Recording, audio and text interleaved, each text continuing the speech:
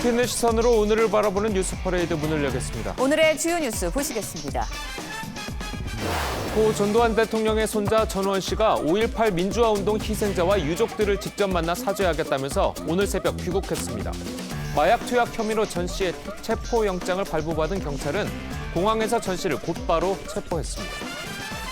마약 상습 투약 혐의를 받고 있는 배우 유아인 씨가 어제 경찰에 출석해 12시간 넘게 조사를 받고 귀가했습니다. 유 씨는 불미스러운 일로 실망을 드려 반성한다고 밝혔는데 경찰은 조만간 유 씨를 다시 불러 조사한 뒤 구속영장 신청 여부를 결정할 방침입니다. 민주당 이재명 대표 재판에서 위증한 혐의를 받고 있는 백현동 브로커 김인섭 씨의 최측근 A씨가 당시 상황을 TV조선에 털어놨습니다. A씨는 이 대표 측 변호인이 자신을 상대로 한 증인신문을 사항을 적어와서 묻는 말에 예라고만 답하면 된다고 했다고 폭로했습니다. 정부가 내수 시장을 살리기 위한 대책을 곧 발표할 예정입니다. 숙박 쿠폰을 지급하고 대규모 세일 행사를 열어 소비와 관광을 촉진한다는 내용인데 실효성이 있을지 짚어보겠습니다. 저희는 잠시 뒤 돌아오겠습니다.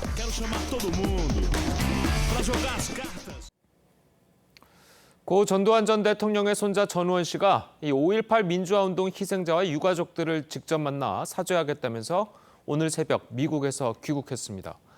전 씨는 마약 투약 사실을 자백하기도 했었는데요. 전 씨의 체포영장을 발부받은 경찰은 공항에서 전 씨를 곧바로 체포했습니다.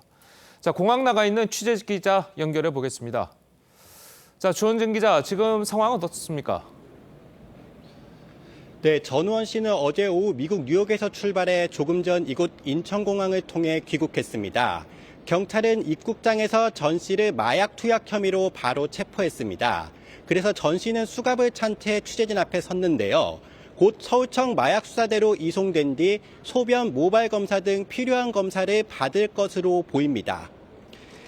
경찰은 법원에서 어제 전 씨에 대한 체포 압수수색 영장을 발부받았고 오늘 공항에서 즉시 영장을 집행한 것이라고 밝혔습니다. 전 씨가 마약 투약에 관해 증거인멸 등을 할 우려가 있어 긴급 체포했다는 설명입니다. 경찰은 향후 체포 시한인 48시간 내에 전 씨에 대한 1차 조사를 진행할 것으로 보입니다. 다만 경찰은 전 씨가 마약 수사에 협조 의사를 밝혔던 만큼 앞으로 불구속 상태로 수사를 진행할지도 검토 중입니다. 전 씨는 비행기 탑승 전 만난 취재진에게 5.18 유족들에게 사죄를 하고 싶다는 뜻을 밝히기도 했습니다. 인천국제공항에서 TV조선 주원진입니다. 예, 이 공항에 도착한 전 씨는 취재진들 앞에서 한국에 와서 사죄를 할 수 있어서 국민들에게 감사하다, 이런 심경을 밝혔습니다. 직접 한번 들어보시겠습니다. 네, 현재 경찰에 체포되는데 심정은 어떻습니까? 저 같은 죄인이 한국에 와서 사죄를 할 수 있는 기회를 주심에 국민 여러분께 정말로 감사드리고 민폐 끼쳐드려서 죄송하고 이번에 수사받게 되는 거 최대한 열심히 협조해서 수사받고 나와서 빨리 5.18 단체 유가족분들, 피해자분들께 사과드리고 싶어요. 5.18 유족분들께 사과를 결심한 이유가 뭔가요? 죄인이니까요. 그리고 저의 삶이 소중한 만큼 이 모든 사람들의 삶이 소중하고 저는 지금 살아있지만 그분들은 여기 안 계시니까 저에겐 죄가 있습니다. 가족들 반응은 어떤가요? 저를 미치광이로 몰아가거나 아니면 진심으로 아끼거나 한국에 가지 말라고 하거나 아예 연락이 없거나 갖가지인 것 같습니다. 마약 투약 혐의는 인정하시나요? 방송에서 제 죄를 피할 수 없도록 전부 다 보여드렸습니다.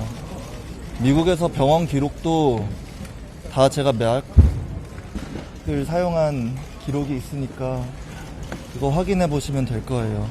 5.18 사령관이 이성 씨인 걸 알고 계신가요? 예? 5.18 사령관이 이성 씨인 걸 알고 계신가요?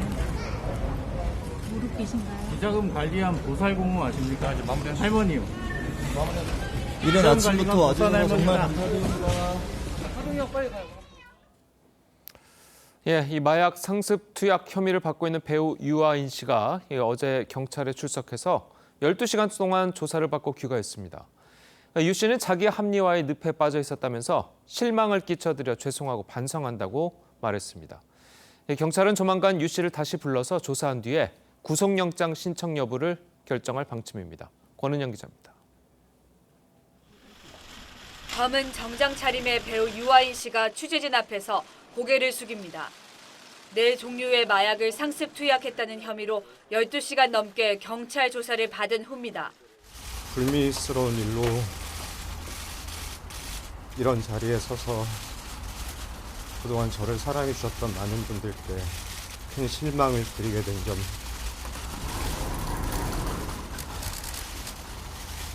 깊이 반성합니다. 죄송합니다. 유 씨는 경찰 조사에 성실히 임했다며 그동안 자기 합리화에 빠져 있었다고 말했습니다. 누구에게도 피해를 끼치지 않는다 그런 식의 자기 합리화 속에서 그런 잘못된 늪에 빠져 있었던 것 같습니다. 건강한 생활을 사는 기회로 삼겠다고도 했습니다. 그동안 제가 살아보지 못한 진정 더 건강한 순간들을 살 수 있는 기회로 삼고 싶습니다. 국립과학수사연구원 감정 결과 유 씨의 머리카락에선 프로포폴은 물론 대마와 코카인, 케타민 등 총 4종류의 마약류가 검출됐습니다. 경찰은 조만간 유 씨를 다시 불러 조사한 뒤 구속영장을 신청할지 결정할 계획입니다. TV조선 권은영입니다. 법원이 이재명 대표의 공직선거법 위반 재판에서 위증을 한 혐의 등을 받고 있는 백현동 브로커 김인섭 씨의 최측근 A씨에 대한 구속영장을 기각했습니다. 서울중앙지법은 객관적 증거가 어느 정도 확보됐을 것으로 보이고 실거주지가 파악된 점 등에 비춰 구속의 필요성이 다소 부족하다고 판단했습니다. A씨는 지난 2019년 이 대표의 이른바 검사 사칭 사건 재판에서 이재명이 누명을 쓴 것이라며 위증을 한 혐의를 받고 있습니다. 또 지난 2020년 백현동 개발사업 인허가 등을 알선해준 대가로 70억 원을 약속받고 실제 35억 원을 수수한 혐의도 받고 있습니다. A씨가 민주당 이재명 대표의 재판에서 위증을 했다는 혐의에 대해 이재명 대표 측은 검찰의 신작 소설이라고 반발했는데요. A씨가 저희 취재진을 만나 당시 재판 상황을 털어놨습니다. A씨는 이 대표 측 변호인이 자신을 상대로 한 증인신문 사항을 적어와 묻는 말에 예라고만 답하면 된다고 했다고 폭로했습니다. 조성호 기자의 보도입니다. A씨는 TV조선 취재진에게 2018년 이재명 대표의 허위사실 유포 재판을 앞두고 이 대표 변호인이 찾아온 상황을 털어놨습니다. 증인 출석을 앞두고 2002년 이 대표의 검사 사칭 사건과 관련한 신문 내용을 정리해와 함께 답변을 준비했다는 겁니다. 그런데 A씨는 상당수 질문에 대해 당시 상황이 잘 기억나지 않는다고 했는데 이재명 측 변호인이 질문 내용이 모두 사실이라며 내용대로 답하면 된다고 했다고 말했습니다. 이어 법정에서 신문 사항대로 예라고 답하면 되냐고 묻자 변호사가 그렇게 하면 된다고 답했다는 겁니다. A씨는 이 대표와 이와 관련 수차례 통화했다고 변호사에 얘기했는데 변호사는 법정에선 한 번 통화했다고 말하라고 조언했다고 털어놨습니다. 검찰은 기억이 잘 안 나는데도 증언한 건 위증이고 이 대표 측은 위증교사 정황이 있다고 보고 있습니다. 위증 자체가 시행령상으로도 새로 게시할 수 있고 그리고 관련 사건으로도 수사할 수 있을 것 같다는 생각은 합니다. 이 대표는 위증교사 의혹에 대해 검찰의 신작 소설이라며 반발했습니다. TV조선 조성호입니다. A씨는 또 백현동 사업 진행 과정에서 정진상 전 실장과 브로커 김인섭 씨가 긴밀하게 소통한 정황도 털어놨습니다. 김 씨가 백현동 시행사에 영입된 후 다른 사건으로 체포된 적이 있었는데 체포된 직후 정 전 실장이 직접 연락해 백현동 사업은 이제 어찌 되냐며 다급하게 물었다는 겁니다. 김도현 기자의 보도입니다. 인허가 브로커로 지목된 김인섭 씨가 백현동 시행사에 영입된 시점은 2015년 1월입니다. 이후 김 씨가 정진상 전 실장 등에게 청탁해 부지 용도 변경과 임대 아파트 비율 축소 등 특혜성 인허가를 받았다는 게 의혹의 핵심입니다. 앞서 경찰 조사에서도 김 씨는 정 전 실장과 115차례 전화 통화한 내역까지 확인됐지만 김 씨는 의혹을 부인하고 있습니다. 나하고 정진상하고 친하지도 않는데 110몇 차례나 통화를 했겠어요. 그런데 A 씨는 김 씨와 정 전 실장이 백현동 사업과 관련해 긴밀히 소통했던 정황을 털어놨습니다. 김 씨는 시행사에 영입된 지 석 달 만인 2015년 4월 다른 사건으로 체포됐는데 체포 한두 시간 만에 정 전 실장이 전화해 어떻게 된 일이냐, 백현동 식품연구원은 어찌 되냐고 다급히 물었다고 말했습니다. 정 전 실장은 백현동 의혹이 처음 보도된 2021년 10월쯤에도 연락했다고 A씨는 덧붙였습니다. 처음엔 텔레그램으로 전화가 왔는데 받지 않자 모르는 번호로 정 전 실장이니 전화해달라는 문자 메시지가 왔다는 겁니다. 그러면서 정 전 실장이 인섭형은 잘 있냐, 무슨 일 있으면 연락달라고 당부했다고 했습니다. TV조선 김도영입니다. 예, 앞서 전해드린 대로 전두환 전 대통령의 손자 전우원 씨가 오늘 새벽 한국에 입국하자마자 마약류 투약 혐의로 경찰에 체포가 됐습니다. 네, 관련 내용 백성문 변호사, 장현주 변호사와 함께 자세히 짚어보도록 하겠습니다. 안녕하세요. 안녕하세요. 자, 조금 전 입국한 전우원 씨의 말 다시 한번 저희가 들어보겠습니다. 네, 현재 경찰에 체포되는데 심정은 어떻습니까? 저 같은 죄인이 한국에 와서 사죄를 할 수 있는 기회를 주심에 국민 여러분께 정말로 감사드리고 민폐 끼쳐드려서 죄송하고 이번에 수사받게 되는 거 최대한 열심히 협조해서 수사받고 나와서 빨리 5.18 단체 유가족분들, 피해자분들께 사과드리고 싶어요. 그 5.18 유족분들께 사과를 결심한 이유가 뭔가요? 죄인이니까요. 그리고 저의 삶이 소중한 만큼 이 모든 사람들의 삶이 소중하고 저는 지금 살아있지만 그분들은 여기 안 계시니까 저에겐 죄가 있습니다. 가족들 반응은 어떤가요? 저를 미치광이로 몰아가거나 아니면 진심으로 아끼거나 한국에 가지 말라고 하거나 아예 연락이 없거나 갖가지인 것 같습니다. 마약 투약 혐의는 인정하시나요? 방송에서 제 죄를 피할 수 없도록 전부 다 보여드렸습니다.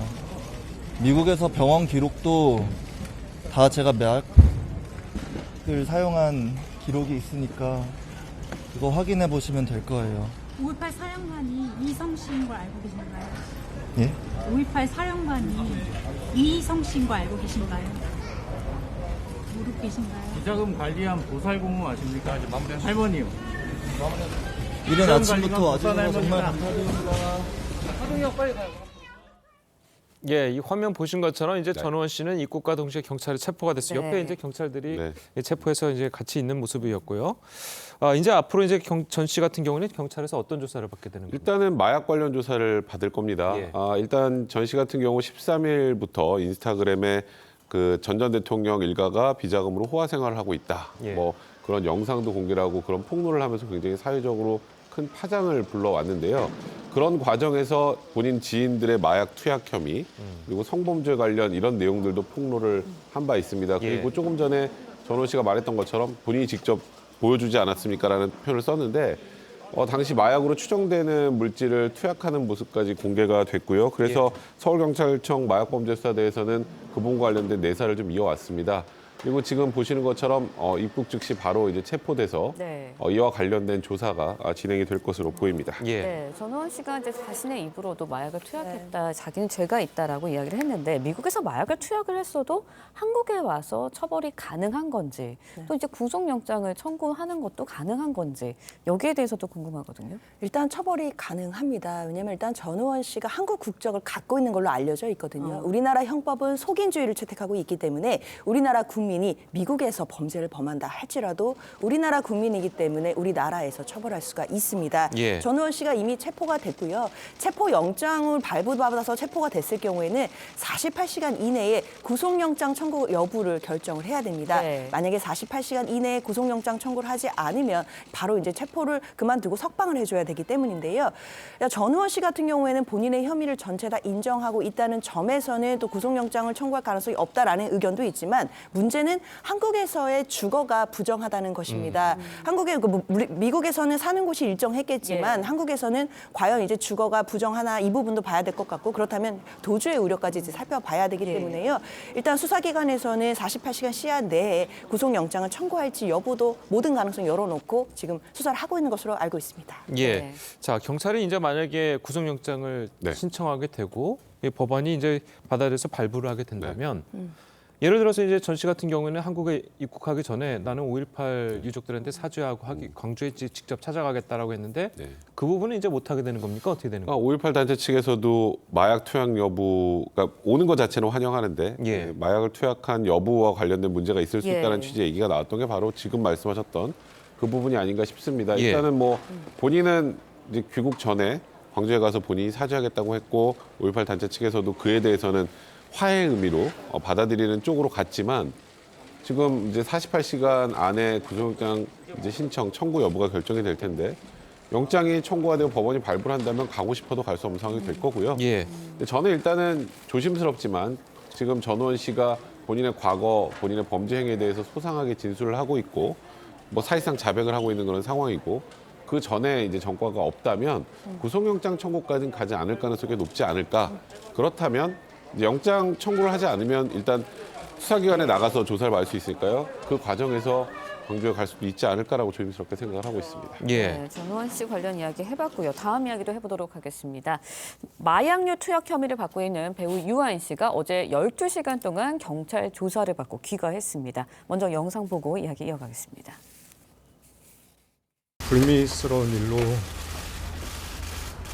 이런 자리에 서서 그동안 저를 사랑해 주셨던 많은 분들께 큰 실망을 드리게 된 점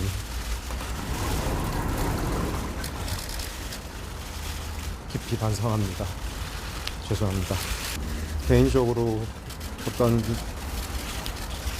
저의 일탈 행위들이 누구에게도 피해를 끼치지 않는다 그런 식의 자기 합리화 속에서 그런 잘못된 늪에 빠져 있었던 것 같습니다. 네, 유아인 씨가 이제 자신의 마약 투약 의혹이 불거진 이후 처음으로 직접 입장을 냈습니다. 사실상 이제 마약 투약 혐의를 인정했다라고 봐야 할까요? 지금 뭐 기자회견 내용을 보면 본인의 이런 일탈이 다른 사람에게 피해가지 않는다는 그 자기 합리화에 빠져 있었던 것 같다라고 마지막에 얘기를 했는데 그게 결국 마약 투약을 했다라는 의미겠죠. 마약 투약 혐의를 전면 부인했다면 저런 인터뷰를 하지도 않았을 것이고요. 일단 유한 씨 같은 경우 재작년에 프로포폴 70여 차례 4,400ml 투약했다는 기록을 식품의약안전처로부터 이제 경찰에 넘겨받았고 지난해까지 포함한 100여 차례 되는데 사실 프로포폴보다 더 큰 문제는 저번에 미국 여행 이후에 들어와서 모발과 소변 검사를 해서 다른 뭐 대마, 코카인, 케타민 또 이런 다른 마약을 투약했다는 혐의도 받고 있는 그런 상황인데 사실 프로포폴보다 지금 코카인이나 케타민 같은 경우 어느 정도 자주 했는지 이런 부분들을 판단하는 게 굉장히 좀 중요한 상황이 아닌가 싶습니다. 자, 만약에 이 네 종류를 투약한 혐의가 모두가 인정이 된다면 이 처벌 수위는 어느 정도가 됩니까? 네, 백 변호사님도 말씀 주셨지만 일단 마약의 종류가 또 중요하고요. 그다음에 상습성 이 부분도 중요한 요소가 됩니다. 특히 말씀 주신 것처럼 이제 대마나 프로포폴 같은 경우에는 이제 징역 5년 이하 또는 이제 5천만 원 이하의 벌금인 반면에 코카인의 경우에는 10년 이하의 징역이나 1억 이하의 벌금에 처해질 수 있을 정도로 이제 중한형을 받게 됩니다. 따라서 이제 마약의 종류가 특히 코카인까지 인정된다라고 한다면 이제 코카인에 준해서 처벌 형량이 정해지게 될 것으로 보이고요. 특히 상습성이 있었다라고 인정이 되게 된다면 사실은 실형을 면하기도 어렵다라는 분석들이 나옵니다. 다만 전과가 없는 초범이라는 점이 만약에 인정이 되고 상습성이 부정된다라고 한다면 사실 집행유예 가능성까지도 열려 있기 때문에요. 앞으로 이제 수사 과정과 그리고 재판 과정까지를 잘 지켜봐야겠습니다. 네. 네, 이번에는 이재명 대표에게 제기된 위증교사 의혹도 살펴보도록 하겠습니다. 이 대표 측으로부터 위증 요구를 받았다는 인물 A씨, 저희 취재진을 만나서 당시 이 대표 측과 만난 상황을 굉장히 구체적으로 이야기를 했거든요. 어떻게 들으셨나요? 그렇습니다. 이 위증교사 같은 경우에는 지난번 그 경기도지사 시절에 이재명 대표가 그 재판 관련해서 A 씨에게 이제 위증을 해달라고 교사를 했다라는 이제 의혹인데요. A 씨와 관련된 백현동 관련 수사를 하다가 그 과정에서 휴대폰을 압수수색했고 휴대폰 포렌식 과정에서 이재명 대표와 녹음 그러니까 통화 녹취록이 발견됐다. 이제 이런 보도들이 지금 쏟아져 나오고 있습니다. 그러나 우리가 지금 전체 그 녹취 내용을 들을 수가 없기 때문에 과연 이것이 이재명 대표가 위증을 교사한 것인지 아니면 이재명 대표의 그 측의 이야기처럼 그냥 진실대로 증언을 해달라고 부탁을 한 것인지 이 두 가지는 알기가 어려운 상황이었습니다. 그러나 이제 TV조선에서 단독 보도로 나오는 그 인터뷰 내용들을 본다면 사실 당시 상황이 기억이 안 난다고 A씨가 했음에도 이재명 대표 측의 변호인이 그래도 나를 내용대로 답하면 된다라고 한다든가 또는 예라고 답하면 되냐라고 물어보니까 그렇게 하면 된다라고 얘기를 했다는 인터뷰들이 지금 나오고 있거든요. 아마 이런 취지들이 녹취록에 담겼다라고 한다면 검찰 입장에서는 이것을 위증을 교사한 혐의로 지금 포착을 하고 수사를 진행하고 있다. 그런 단서로 삼았다라고 볼 수도 있겠습니다. 예, 자 그리고 이제 한동훈 법무부 장관이 이제 한 얘기가 이 위증 자체가 시행 영상으로도 새로 게시될 수 있다. 자 이런 말이거든요. 이게 정확하게 어떤 의미를 갖습니까? 그러니까 소위 우리가 말하는 검수완박 법안을 통해서 이제 검찰의 수사권이 대폭 축소됐고 그래서 이 이전 시행 영상으로는 위증 부분과 관련해서는 수사 개시를 하기가 좀 곤란했던 것 같습니다. 근데 이제 생각을 해보면 위증을 어디서 하나요? 위증이라는 건 결국 법원에서 하는 거고 법원에 이 피고인의 반대쪽에 앉아 있는 건 검사입니다. 경찰이 그곳에서 또 사실 위증했는지 여부를 파악해 수사를 개시하는 게 사실 현실적으로 좀 어렵거든요.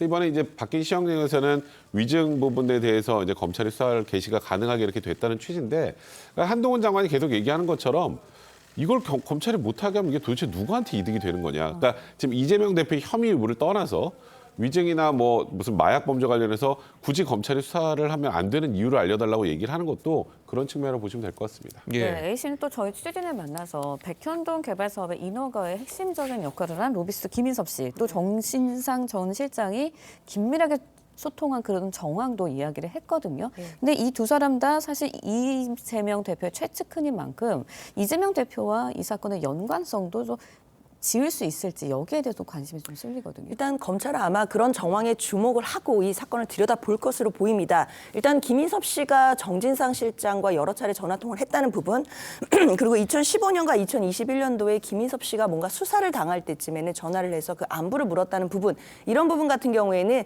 서로 간의 밀착 관계나 유착이 있었다는 것의 정황이 될 수는 있습니다.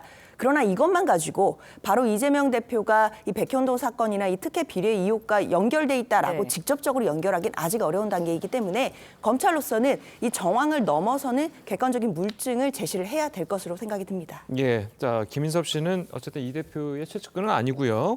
자 어쨌든 A 씨에 대한 구속영장은 어젯밤 결국 기각이 됐습니다. 근데 영장 기각 사유를 보면 뭐 객관적인 증거도 다 있을 것 같고 뭐 여러 가지 뭐 주거도 안정돼 있고 자 이런 의미를 뒀는데 그렇다면은 이게 무죄 죄가 없다라고 이야기를 하는 건 아니겠죠? 그러니까 제가 오늘 그 아침까지 이렇게 인터뷰한 과정들을 좀 지켜보니까 지금 이 A 씨 측근 A 씨라는 사람은 본인의 뭐 위증 혐의나 이런 부분들에 대해서 사실상 자백한 게 아닌가. 그러니까 지금 조금 전에 우리가 나오는 기사들 내용 보면 그러니까 위증 교사를 했고 그걸 받아들였다는 취지의 답변 아니겠습니까? 아무래도 이제 본인이 본인의 혐의를 전체적으로 다 인정을 하고 그리고 주거 안정되고 증거 다 확보돼 있다면 영장 기각 가능성이 좀 있죠. 그러니까 이런 취지의 영장 기각인지 그리고 지금 이 사람의 혐의가 이재명 대표 위증 교사, 그러니까 위증죄 혐의도 있지만 또 하나가 이제 백현동으로 35억 원 정도를 알선수 혐의로 수수했다는 부분인데 이 부분은 어제 그 조사받 영장 실질심사 들어가는 과정에서 부인했거든요. 기자들 앞에. 그러니까 이 부분에 대한 증거, 그러니까 이 사람이 직접 돈을 수수했는지 증거가 좀 부족했던 부분이 또 구속영장 기각에 또 어느 정도 기여를 한 게 아닌가 여러 가지 다각적으로 살펴봐야 할 것 같습니다. 그럼 앞으로 좀 위증만 따로 떼가지고 다시 구속영장을 청구할 가능성도 있습니다. 그렇긴 좀 어려울 거예요. 그거는 따로 떼서 뭐 구속영장을 다시 청구하거나 특히 A 씨 같은 경우 본인 스스로 제가 위증교사를 받았고 위증을 했습니다라고 자백을 했다면 굳이 구속의 필요성이 크게 높아 보이진 않는 상황이고 다만 이 위증이나 위증교사 같은 경우 법원에서 굉장히 죄질을 안 좋게 봅니다. 그렇죠. 이게 다른 것도 아니고 법원을 속이는 거잖아요. 예. 법원을 속여서 실체 진실을 바꾸려고 하는 시도이기 때문에 이게 만약에 사실로 인정이 된다면 이건 이재명 대표에게도 꽤 큰 타격이 될 가능성이 있습니다. 알겠습니다. 자, 오늘 두 분 변호사님 말씀 여기까지 듣겠습니다. 잘 들었습니다. 고맙습니다. 40대 남성에게 성매매를 유도한 뒤 돈을 빼앗은 10대 일당 8명이 경찰에 붙잡혔습니다. 이들은 현장에서 남성을 집단 폭행하고 휴대폰 계좌 이체 등을 통해 5천만 원을 빼앗았습니다. 한지은 기자의 보도입니다. 골목길에서 마주친 남녀가 숙박업소로 향합니다. 40대 남성 A씨가 10대 여성을 만나 성매매를 시도하는 겁니다. 그런데 10여 분 뒤 차에서 내린 한 무리가 같은 곳으로 우르르 들어갑니다. 10대 청소년 8명이 조건 만남을 미끼로 A씨를 모텔로 유인한 뒤 현장을 덮친 겁니다. 지금 둘이 왔고 잔다고 왔는데 밤새 하나나니까 그림에 왔다 갔다 몰랐으니까 이거 가만히 놀랬다니까. 이들은 현장에서 A씨를 집단 폭행한 뒤 휴대전화 계좌이체 등을 통해 5천여만 원을 빼앗았습니다. 이들 일당의 나이는 16살에서 18살 사이로 A씨에게 성매매를 시도한 여성도 공범이었습니다. 경찰은 이들이 현장을 떠난 뒤 A씨의 신고를 받고 출동했고 CCTV 동선 등을 분석해 일당을 모두 붙잡았습니다. 이들은 평소 알던 선후배 사이로 차량을 미리 빌리는 등 범행을 치밀하게 계획한 것으로 경찰 조사 결과 드러났습니다. 경찰은 조사를 마무리하는 대로 구속영장 신청을 검토한다는 방침입니다. 돈을 빼앗긴 A씨에 대해서도 성매수 혐의를 조사 중입니다. TV조선 한지은입니다. 어제 국회 법사위에서는 이른바 검수완박법의 유지를 결정한 헌법재판소의 결정을 두고 여야가 공방을 벌였습니다. 특히 한동훈 법무부 장관이 시행령으로 검찰 수사 범위를 늘린 검수원복에 대한 폐지를 놓고 야당과 한 장관이 설전을 벌이기도 했습니다. 한송환 기자입니다. 검수완박법에 대한 헌법재판소 결정 이후 열린 첫 법사위 회의에서 민주당은 한동훈 장관의 책임론을 주장하며 공개 사과를 요구했습니다. 그동안에 본인이 주장했던 바가 받아들여지지 않은 점에 대해서 국민께 일단 사과를 드리고 그러면서 검찰 수사권을 박탈하는 입법이 유효한 만큼 수사권을 원상복구한 시행령을 다시 되돌려야 한다고 압박했습니다. 입법으로 얼마든지 자유롭게 조정할 수 있다는 것이 이번 헌법재판소의 의견입니다. 한 장관은 국민을 보호하기 위한 수사를 야당이 왜 나서서 못하게 하냐고 반박했습니다. 저는 왜 도대체 깡패, 마약, 무고, 위증 수사를 못하게 되돌려야 한다는지 그 이유를 오히려 묻고 싶습니다. 여당은 이재명 대표의 위증교사 의혹을 언급하며 검수 원복은 이재명 비리를 덮기 위한 방탄 목적이라고 비판했습니다. 이런 위증교사죄에 대해서도 지금의 시행령이 아니라 예전의 시행령이라고 하면 검찰에서 수사를 할 수 없는 것 아닙니까? 위증 자체가 시행령상으로도 새로 게시할 수 있고 그리고 관련 사건으로도 수사할 수 있을 것 같다는 생각은 한 장관은 야당의 탄핵 주장엔 피하지 않겠다고 했습니다. 권한도 자격도 없는 자가 왜 참견했느냐고 헌재가 꾸짖었으면 부끄러움을 알고 책임지고 물러가야 법무부 장관으로서 꼭 해야 할 일을 한 것이기 때문에 당당하게 응하겠습니다. TV조선 한송원입니다. 예, 전해드린 대로 어제 국회 법사위에서는 헌법재판소의 이른바 검수완박법 효력 유지 결정을 놓고 뜨거운 공방이 벌어졌습니다. 두 분과 함께 정치권 소식을 자세하게 짚어보도록 하겠습니다. 농일 파이낸셜 뉴스 주필 그리고 김상일 정치평론가 나오셨습니다. 안녕하세요. 안녕하십니까. 자, 조금 전 보셨듯이 어제 법사위에서는 한동훈 장관, 민주당 의원들과 치열한 설전을 벌였습니다. 영상 보시겠습니다.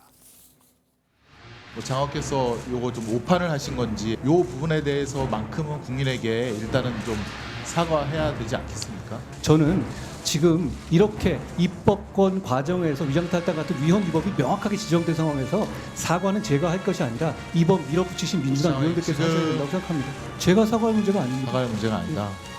큰일 났네요. 알겠습니다. 법의 취지를 존중해서 시행령을 좀 바꿔야 될 것 같은데 저는 왜 도대체 깡패, 마약, 무고, 위증 수사를 못하게 되돌려야 한다는지 그 이유를 오히려 묻고 싶습니다. 장관의 시행령으로 원상 회복한 수사권 중에 왜 직권남용이나 허위공문서 작성이나 일부 선거법 위반 범죄는 왜 얘기 안 하십니까? 부정부패인 선거법 위반을 수사하면 안 됩니까? 왜 안 됩니까? 역시 질문에 질문으로 답을 하시네. 아니요, 전 자, 그러면 답입니다. 예, 이 보신 것처럼 민주당에서는 한 장관이 청구한 권한쟁의 심판 청구를 헌재가 각하했으니까 책임이 있다면서 국민에게 사과해야 된다. 자, 이런 주장을 했습니다. 자, 그리고 이제 또 한 장관은 또 위장 탈당 뭐 이런 얘기를 하면서 뭐 서로 좀 심하게 싸웠는데 어제 법사위 상황 좀 어떻게 보셨습니까? 글쎄 뭐 사과 가지고 이렇게 맞붙어야 되니까 양측 모두 사과하면 되겠네요, 그죠? 예. 일단 한 장관 측에서 민주당이 주장하는 것처럼 검사하고 이제 그 법무장관이 청구한 권한쟁의 심판이 각하됐지 않습니까? 실체적 판단도 못 하고요. 그러니까 그 부분은 한 장관이 사과를 해야 될 것 같고, 그 또 민주당 측이 사과해야 될 부분은 그런 거죠. 국민의힘이 선고한 그 권한쟁의 심판에서 법사위 절차가 완전히 위헌위법했다. 그건 확인된 거 아닙니까? 예. 5대4로 헌재에서 인정했습니다. 그럼 그건 10번도 사과해야죠. 이거는 헌재에서 분명하게 위장 탈당 문제, 또 안건 조정이 무력화시킨 문제, 이런 것들 다 헌법과 법률 위반했다. 이렇게 얘기했으니까 그분은 사과를 국민들 앞에 해야 되는 거 아니겠습니까? 예. 헌재도 결정을 얘기했지만 다수결 원칙이라고 하는 것은 단순히 숫자가 많다, 그래서 숫자로 결정해라, 그런 게 아니고 소수 의견을 제시할 기회를 주고 치열한 토론을 거쳐서 결정했다. 그러면 다수결 원칙에 승복해야 되는 거죠. 근데 그러지 못했지 않습니까? 말 그대로 그냥 꼼수 탈당, 위장 탈당, 이거는 문제가 있다는 걸 인정했으니까 예. 그건 절차적 정의를 위반한 것이거든요. 이 결정을 보면서 물론 헌재 결정이 나왔으니까 당연히 승복해야죠. 어쩌겠습니까, 그거를. 그러나 앞으로 그러면 이렇게 하는 모든 것들이 다 그냥 문제가 없다고, 이거 이렇게 결과만 나오면 이 법으로 인정해야 되나 하는 무력감을 느낄 수밖에 없거든요. 물론 이게 권한쟁의 심판이라는 그 한계가 있는 거죠. 위헌법률 심판이 아니기 때문에 권한쟁의 심판, 그 야당 의원들, 여당 의원들의 권한을 그것이 헌법 위헌적으로 침해했느냐, 이런 결론을 내려야 되기 때문에 어쩔 수 없는 거라고 생각되지만 무력감을 느낄 수밖에 없는 거죠. 그러니까 저는 사과를 해야 한다면 양측 모두 사과를 해야 한다고 생각합니다. 알겠습니다. 자, 그리고 이제 또 야당이 이야기하는 것 중 하나가 헌재가 결정을 그렇게 내렸으니까 네. 한동훈 장관이 시행령으로 했던 이른바 검수원복도 다시 또 없애야 되는 건 아니냐, 자, 이런 주장을 하고 있거든요. 저는 뭐 그 말에는 좀 일리가 있다고 봐요. 예. 지금 좀 전에 우리 노동일 교수님 말씀대로 민주당이 위법한 행위, 위헌적 행위를 했기 때문에 그거에 대한 사과도 저는 해야 된다고 생각하지만 지금 이 말도 저는 일리가 있는 게 우리가 이제 악법도 법이라는 얘기가 있지 않습니까? 예. 어쨌든 법이 만들어졌어요. 그래서 거기에 일부 독소 조항이 있어가지고 이게 악법입니다. 그렇지만 법인데 그걸 안 지켜요? 그럴 수는 없잖아요. 근데 그걸 우회하기 위해서 시행령으로 그것들을 우회한다? 그건 좀 말이 안 되는 거예요. 그리고 그 해석도 제가 볼 때는 좀 문제가 있어요. 국어사전을 보면은 그 등이라는 것이 그 같은 종류의 것이 더 있다는 것을 의미하는 거에도 쓰이지만 그 2개 이상을 열거한 다음에 그 대상 열거한 거 안으로 한정하는 목적으로도 등을 쓴다고 좀 돼 있거든요. 예. 그러면 이 2가지의 목적 중에서 등을 왜 썼을까? 이걸 우리가 따져봐야 되잖아요. 그러면 그때 입법 취지를 보면 돼요. 입법 취지는 이거 외에는 하지 말라는 입법 취지로 계속 토론을 해온 것이기 때문에 두 번째의 등의 의미로 이 등은 쓰여진 거라고 본다면 시행령을 통해 가지고 이 그 상위법을 오버라이드하는 것은 저는 잘못된 것이다. 그것을 뻔히 알고 있을 한동훈 장관이 굳이 이것을 대응을 하면서 자꾸 정치적인 어떤 정쟁의 하나로 이것을 만들어가는 것은 국무위원, 행정부의 강요의 한 사람으로서 적절치 않다. 이것을 국민에게 꾸준히 안 좋은 점을 좀 호소하거나 이야기를 하면서 다음 선거를 통해서 뭐 의석을 확보해가지고 제도를 개선하고 개정하는 것에 나서는 것이 맞겠다, 이런 생각이 듭니다. 알겠습니다. 자, 그리고 민주당은 한동훈 장관의 사퇴, 탄핵까지 거론을 했습니다. 자, 어떤 이야기들이 나왔는지 들어보겠습니다. 헌재가 꾸짖었으면 부끄러움을 알고 책임지고 물러가야 마땅하지 않겠습니까? 염치가 있으면 물러나야 합니다. 탄핵에는 각하 결정이 없습니다. 그러니까 만약에 실제로 민주당이 저에 대한 탄핵을 진행하게 된다면 저는 피하지 않겠습니다. 저를 사퇴하라고 말씀하시는데요. 지금 만약에 이 결과가 4대 5가 아니라 5대 4였으면 이번 밀어붙인 민주당 의원님들 다 사퇴하실 생각이었는지 저는 묻고 싶습니다. 탄핵은 너무 심한 얘기죠. 한동훈 장관을 탄핵까지 추진하다가는 자칫하면 똑같은 전철을 밟을 수가 있기 때문에 셀럽을 뛰어넘어서 회오로까지 갈 수 있는 상황을 만들어줄 우려가 있다. 자, 국무위원 사퇴 그리고 국무위원 탄핵을 이야기를 하고 있습니다. 자, 탄핵 사유가 되는 겁니까? 글쎄, 탄핵이란 건 정치적으로 봐서 일종의 정말 핵폭탄급 무기 아닙니까? 근데 이렇게 정말 탄핵을 쉽게 입에 올리는 그런 건 정말 동의하기 어렵고 그 사유가 있다 하더라도 자, 사유가 있다. 헌법과 법률을 위반해야 되는 거 아니겠습니까? 직무집행 과정에서. 근데 뭐 헌법을 위반했다는 얘기는 되지 않고 좀 여러 선 얘기하는 것처럼 뭐 시행령을 만들어 갖고 법의 취지를 위반했다 이거 아니겠습니까? 그럼 법률 위반했다. 저는 동의를 하지 않습니다. 뭐 등일하게 붙어 있으니까 그걸 뺐었어야죠. 경제 부패 범죄로만 한정한다. 그리고 더 잘하려면 경제 범죄란 건 이러이러한 걸 얘기하는 것이고 부패 범죄란 건 이러이러한 걸 얘기하는 것이고 라고 못 박았으면 되는 겁니다. 법에다가. 그러면 시행령을 뭐 만들 여지가 전혀 없는 거죠. 그렇게 법을 만들었어야 되는 것이고 물론 이제 만약 입법 취지에 위반됐다라고 한다면 삼권 분립 차원에서 어떻게 해야 되겠습니까? 새로 법을 만들면 되는 거죠. 국회가 지금 뭐 야당 주도 아니겠습니까? 마음대로 할 수 있잖아요. 양곡관리법도 여당이 아무리 반대하더라도 대통령이 반대하더라도 지금 그냥 다 우회해서 바로 처리해버렸지 않습니까? 그러니까 시행령이 법에 위반됐다고 주장을 한다면 국회에서 할 수 있는 일은 법을 바꾸는 겁니다. 근데 말씀드린 등을 빼버리고 거기 법에다가 아예 이 법에서 부패 범죄를 하면 이런 걸 얘기한다. 이 법에서 뭐 경제 범죄를 하면 이런 걸 얘기한다고 못 박으면 되는 겁니다. 문제 없고요. 그렇게 하면 되는 겁니다. 이렇게. 그다음에 왜 야당은 그렇게 하지 않고 계속 저러고 있을까요? 그래서 잘 모르겠네요. 저 이해를 잘 못하겠고요. 야당 지금 마음대로 할 수 있지 않습니까? 야당 할 수 있으니까 그렇게 하면 된다고 생각하시고 하면 되고 그러니까 뭐 그리고 지금 좀 전에 얘기한 것처럼 저 여당분들 얘기한 것처럼 정치적으로 탄핵을 못 할 거죠. 정치적 탄핵을 못 할 것이고 못 하는 걸 자꾸 이렇게 뭐 하겠다 얘기하는 그런 상황은 이해가 안 되고 또 한 가지 한동훈 장관도 얘기했지만 저도 개인적으로 생각하는데 왜 검찰의 수사를 이렇게 못하게 하려고 할까 이해가 잘 안 돼요.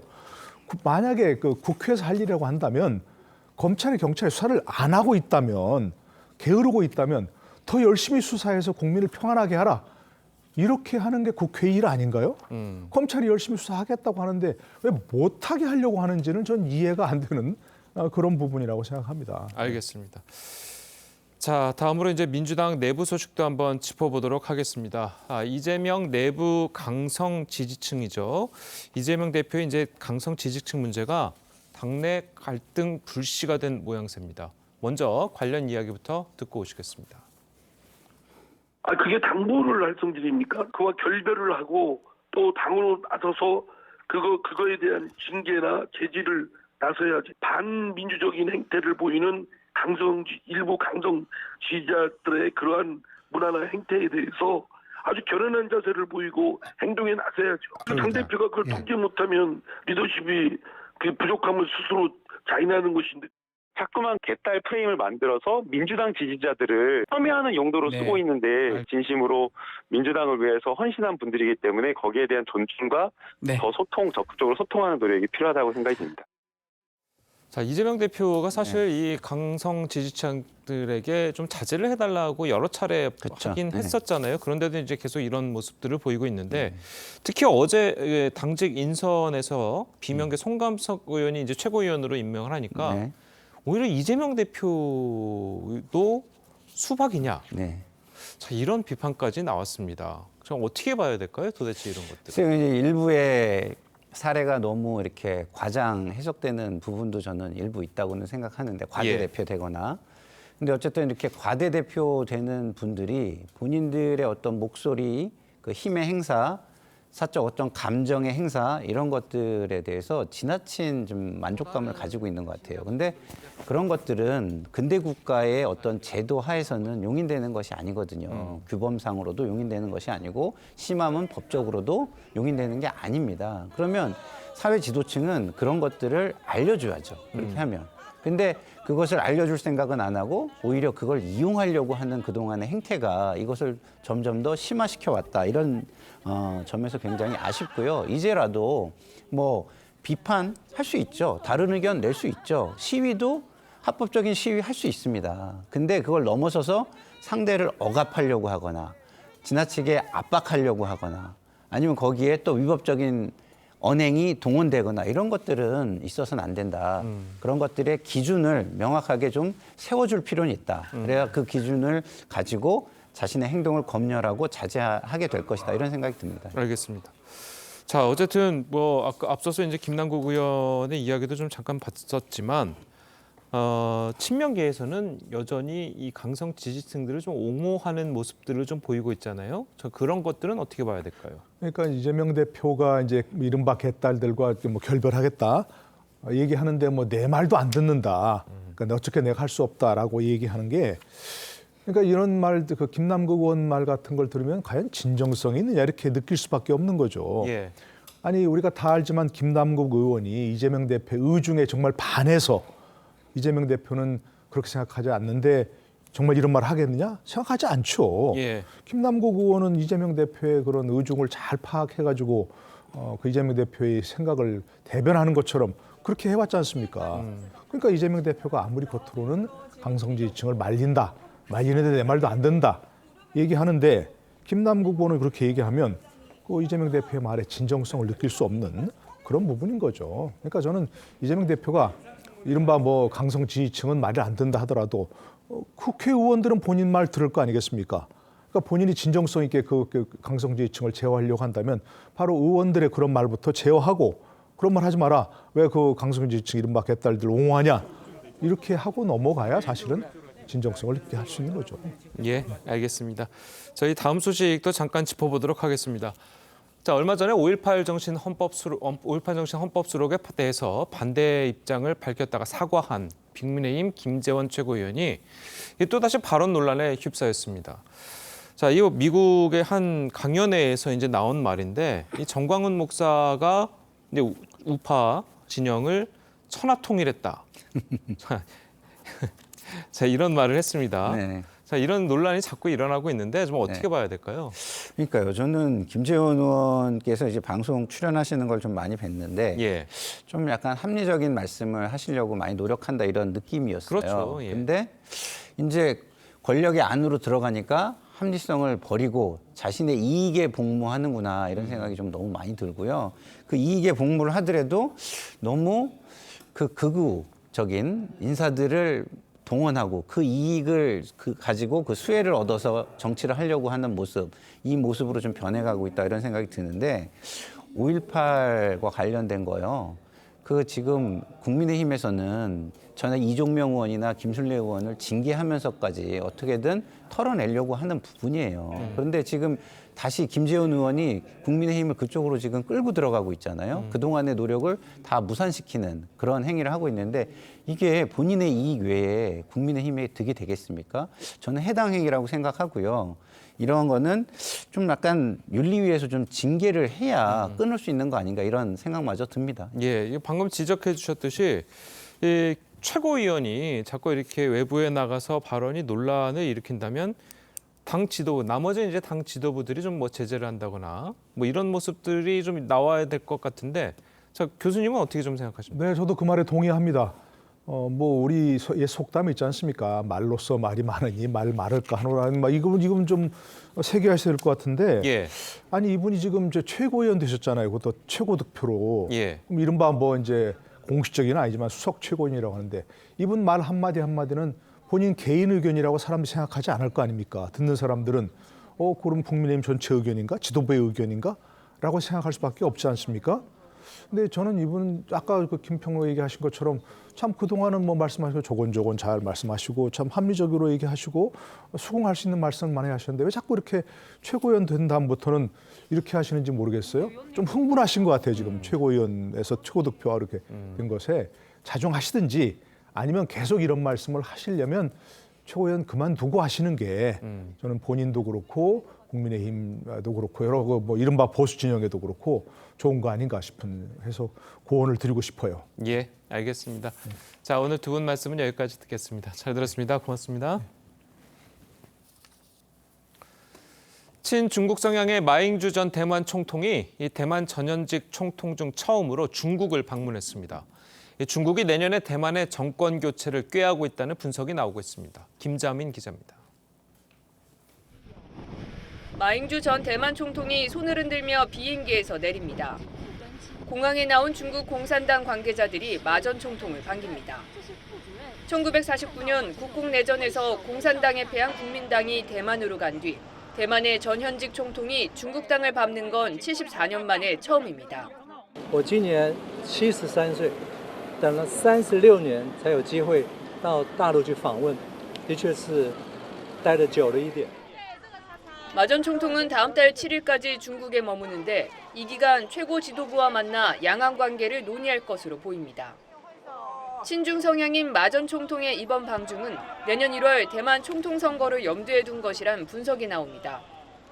중국은 제1야당인 국민당과 협력해 대만 내 반중 정서를 완화하고 정권 교체를 유도한다는 전략을 세운 것으로 알려집니다. 대만 독립 성향의 차잉잉원 총통은 이 기간 미국을 방문할 예정인데 중국 정부는 연일 압박 메시지를 내놓고 있습니다. 我还想告诉你，台湾当局惯于施展金钱外交，我们想告诉台湾当局，台独是死路一条。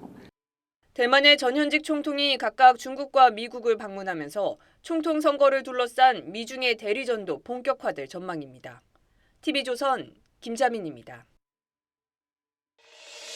주 내놓을 것으로 보이는 내수 활성화 대책은 한마디로 여행 가서 소비하자라는 말로 요약할 수 있습니다. 침체됐던 관광업을 되살려 경기를 살린다는 게 정부의 목표인데요. 이를 위해 우선 해외로 나가려는 여행 수요를 국내 관광지로 돌리고 외국인 관광객을 국내로 유치하는 데 중점을 둬야 합니다. 정부는 5월 중 대규모 세일 행사, 동행 축제를 개최할 예정입니다. 지역 축제와 연계를 해서 전국적인 소비를 촉진하고 전통시장과 소상공인을 돕는 데 힘을 쏟습니다. 이를 위해 온누리 상품권의 발행량과 할인율을 늘리는 방안이 검토 중이라고 하는데요. 그리고 6월은 아예 여행 가는 달로 이름을 붙이고 국내 여행객들에게 파격적인 지원에 나설 방침입니다. KTX와 렌터카, 항공, 시티투어 등 각종 교통편 이용 시 할인은 물론이고요. 국내 숙박 상품을 구매하면 일정 금액을 할인해주는 숙박 할인 쿠폰도 널리 활용될 예정입니다. 정부는 지난해 국내 숙박비를 3만 원에서 4만 원 깎아주는 숙박 쿠폰을 지원했는데 평균적으로 이 쿠폰 사용자들이 지원금의 무려 11배를 여행지에서 지출한 것으로 나타났습니다. 여기에 외국인 관광객 유치를 위해서 K-팝 공연, K-뷰티, K-미식 같은 이벤트도 추진 중입니다. 내수 경기가 살아나는 장밋빛 시나리오처럼 보이지만 우려할 점이 없는 건 아닙니다. 내수를 살린다고 돈을 풀었다가 자칫 물가를 자극해서 인플레이션을 더 촉진할 수 있기 때문인데요. 또 각종 지원책에 들어갈 막대한 재정도 부담이 될 수밖에 없습니다. 이 같은 우려에도 정부 주도의 내수 활성화책이 나올 수밖에 없는 이유는 무엇인지 윤재민 기자의 기사 보시고 이야기 이어가겠습니다. 점심시간이 지난 서울의 한 식당. 사장 조윤식 씨가 혼자 테이블을 정리하며 저녁 장사를 준비합니다. 이 식당의 브레이크 타임은 오후 3시부터 5시까지 2시간. 맛집으로 알려져 찾는 손님은 많지만 아르바이트생을 구하지 못해 영업시간을 줄였습니다. 매출은 비슷한데 제가 그만큼을 줘도 최저임금이 너무 높아져서 다른 데들이랑 다 비슷할 거잖아요. 그래서 저 경쟁력이 없고 그럼 저희 가게는 어느 정도 바쁘다 보니까 더 기피하는 현상이 좀 있는 거고. 최저임금이 10,000원을 육박하는 등 급격하게 오르는 인건비에 사람 구하기가 더 어려워지면서 특정 요일은 쉬는 주 5일제 식당까지 생겨나고 있습니다. 손님 대부분이 직장인인 서울시청 일대엔 이렇게 주말에 아예 문을 닫는 식당들이 늘어나고 있습니다. 우리는 거의 손님이 없으니까 계속 사람을 인건비 줄 수가 없잖아요. 솔직한 말로. 외식업체 경영 실태 조사를 보면 주방 인력과 홀서빙 인력을 구하기 힘들다는 답이 1년 새 52%와 56%로 각각 뛰면서 구인난이 심각한 것으로 나타났습니다. 정부는 5인 미만 사업장에도 유급휴가와 초과 근무수당 지급 등을 확대하는 방안을 추진하고 있지만 일과 휴식의 균형, 워라밸을 중시하는 분위기가 확산되면서 외식업계의 사람 구하기는 쉽지 않을 전망입니다. TV조선 윤재민입니다. 전해드린 대로 정부가 이르면 이번 주 중으로 대규모 내수 활성화 대책을 내놓을 예정입니다. 네, 관련 내용 이인철 참전 경제연구소장과 함께 자세히 짚어보도록 하겠습니다. 안녕하세요. 안녕하세요. 자, 내수 활성화 대책을 정부가 내놓을 정도면 지금 내수가 상당히 안 좋다 이렇게 받아들여도 되겠네요. 그렇습니다. 이제 경제를 떠받치는 게 우리는 주로 이제 수출이었는데 수출이 1년째 뒷걸음질 치고 있습니다. 근데 이제 소비도 좋지 않아요. 석 달 연속 마이너스입니다. 그렇죠. 자, 이러다 보니까 이제 윤석열 대통령까지 나서서 정부 차원의 내수 진작책을 마련하라라고 지시하고 있는데요. 특히 우리가 기대를 걸었던 이제 반도체 수출은 거의 반토막이 났고요. 야, 중국이 경제 활동 재개하게 되면 수출 좀 늘지 않겠느냐라고 기대했거든요. 여전히 30% 넘게 줄고 있습니다. 특히 물가는 여전히 불안하죠. 지금 지난달 소비자 물가 지수가 1년 전에 비해서 4.8%, 10개월 만에 4% 후반대로 내려왔어요. 그럼에도 불구하고 소비자들이 가장 많이 찾는 가공식품 가격은 10.4%, 13년 만에 최고치를 기록하고 있고요. 앞서 인터뷰에서 보셨습니다만 외식 물가 장난이 아닙니다. 김밥 한 줄에 8,9천 원짜리가 나오고 있거든요. 자, 이러다 보니까 외식 물가도 7.5% 올라서 전체 물가 상승률을 웃돌고 있죠. 특히 상수도요금 올랐는데 이번 주 뭘 결정하느냐. 2분기에 전기요금, 가스요금 인상분을 결정하게 되는데 줄줄이 굉장히 내수를 위축시킬 수 있는 요인이 많다 보니까 정부가 궁여지책으로 지금 3월임에도 불구하고 내수 경기 활성화 대책을 고민하고 있는 겁니다. 네, 정부의 고민이 깊어질 수밖에 없을 것 같은데 내수 활성화 대책 중에 가장 효과적인 부분을 좀 차지할 수 있는 게 어떤 부분이라고 보시나요? 앞서 이제 정확하게 크로마에서 잘 설명을 해주셨는데 바로 이제 이 여행 가서 쓸 수 있는 숙박 쿠폰입니다.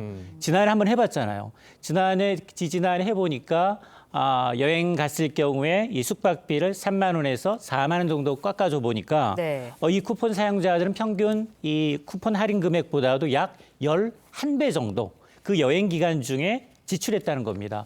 대부분 여행하게 되면 지방 여행하게 되잖아요. 자, 그런 것들로 인해서 아마 이번에는 조금 더 기간을 연장해서 5월도 가정의 날이지만 6월까지 여행 가는 날 캠페인을 하겠다는 겁니다. 그러면서 KTX 할인이라든가 지방공항 항공편을 가격을 좀 인하하는 방안까지 검토하고 있고 사실은 이제 내국인들이 이렇게 해외로 빠져나간 데는 이유가 있었어요.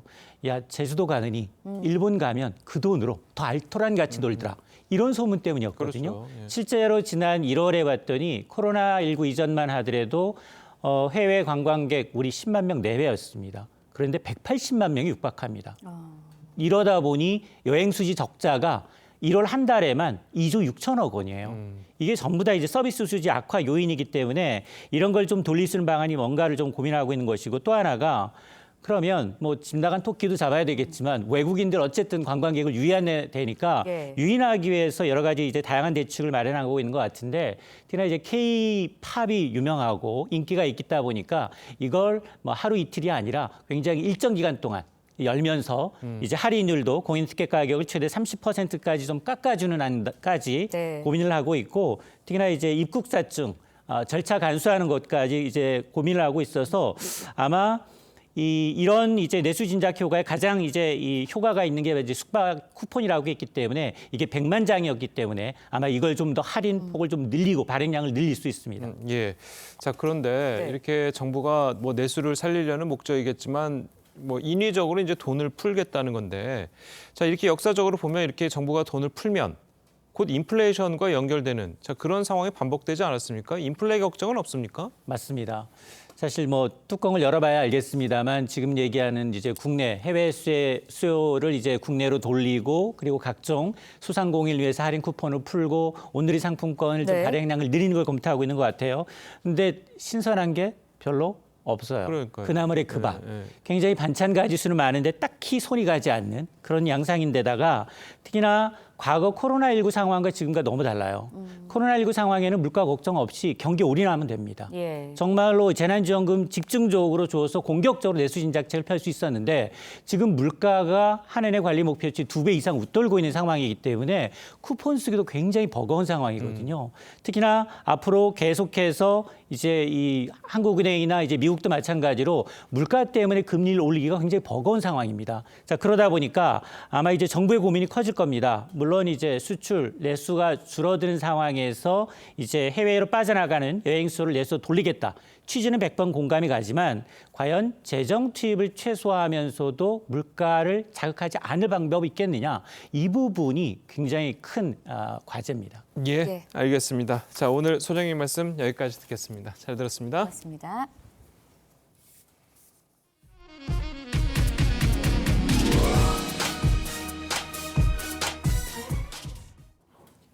네, 미국의 한 초등학교에서 20대 여성이 총기를 난사해 초등학생 3명을 포함해 총 6명이 사망하는 사고가 발생했습니다. 박한솔 기자의 보도입니다. 경찰차와 구급차가 학교 운동장에 잇따라 들어옵니다. 학부모들은 손으로 얼굴을 감싼 채 안타까워하고 있습니다. 어제 오전 미국 테네시주 내슈빌에 있는 사립학교에서 총기 사고가 발생해 초등학생 3명을 포함해 6명이 사망했습니다. When the officers got to the second level, they saw a shooter, a female, who was firing. The officers engaged her. She was fatally shot by responding police officers. 범인은 28세 여성으로 공격용 소총 2정과 권총으로 중무장한 채 학교 1층 연문으로 들어왔습니다. 여성은 경찰의 총을 맞고 현장에서 숨졌고 경찰은 범행 동기 등을 추가 조사하겠다고 밝혔습니다. 조 바이든 대통령도 애도를 표했습니다. So I call on Congress again to pass my assault weapons ban. It's about time that we began to make some more progress.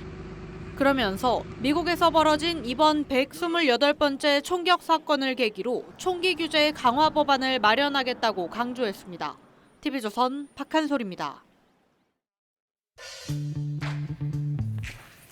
렌즈에 담긴 그 순간 그 의미를 짚어보는 시간이죠. 사진기자가 선택한 아침의 한 장입니다. 오늘은 조선일보 사진부 조인원 기자와 함께합니다. 안녕하세요. 오늘 아침에 볼 사진 어떤 건가요? 네, 바닥에 깔린 수천 개의 술병들이 깨지고 있습니다. 라마단을 앞두고 인도네시아 페칸바루에서 열린 술을 금지하는 행사인데요.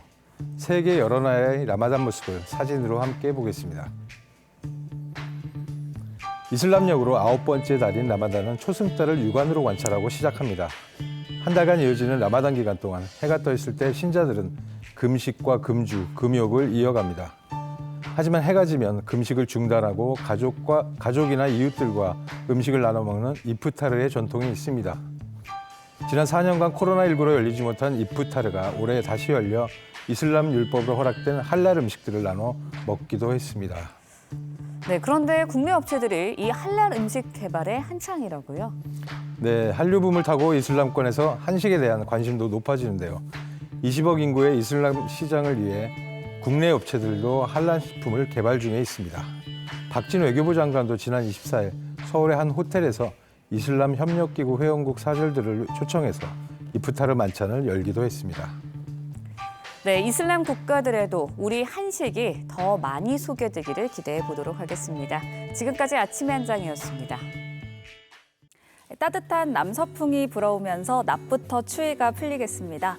출근길 현재 서울 4.6도, 철원은 영하 0.5도로 어제보다는 아니지만 공기가 제법 차가운데요. 낮에는 서울 16도, 대전 17도, 대구 19도까지 올라서 일교차가 크겠습니다. 오늘 전국 하늘 대체로 맑겠습니다만 서쪽 지방의 미세먼지 농도가 높게 나타나겠습니다. 수도권과 세종, 충남과 전북은 종일 나쁨 수준을 보이겠고요. 대전과 대구는 오전에, 영서와 충북, 광주는 밤에 일시적으로 농도가 짙어지겠습니다. 중부 내륙에는 건조주의보가 내려진 가운데 전국적으로 맑고 건조한 날씨가 이어지겠습니다. 불씨 관리 잘해주시기 바랍니다. 앞으로 기온은 점차 더 올라서 토요일 서울 낮 기온 24도에 달하겠습니다. 날씨였습니다. 네, 화요일 아침 뉴스 퍼레이드 여기서 마치겠습니다. 네, 저희는 내일 아침 7시 30분에 다시 찾아뵙겠습니다. 시청해주신 여러분 고맙습니다.